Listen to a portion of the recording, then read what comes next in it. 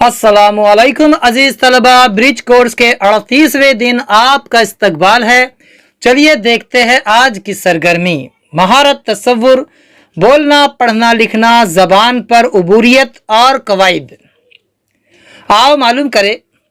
उस्ताद वालिदैन बच्चों को बताएं कि अक्स बरअक्स यानी जिद की जबान में बड़ी अहमियत हासिल है।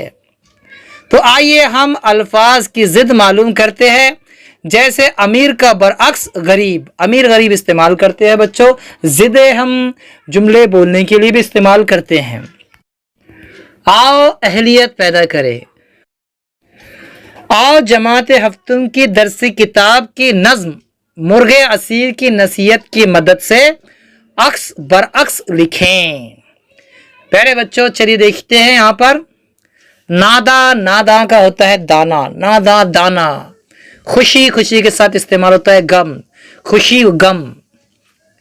आगे देखिए, आओ मशकरे जमात हफ्तुम की नज्म मुर्गे असीर की नसीहत की मदद से दर्जा झैल अल्फाज के अक्स बरअक्स यानी जिद लिखो।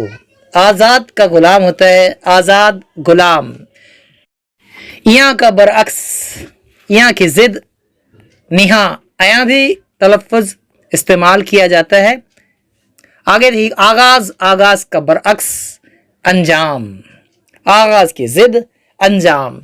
आओ तख़य्युलाती बने। आओ अपने उस्ताद वालिदैन की मदद से जिद अक्स बरअक्स अल्फाज की फ़हरिस्त तैयार करें।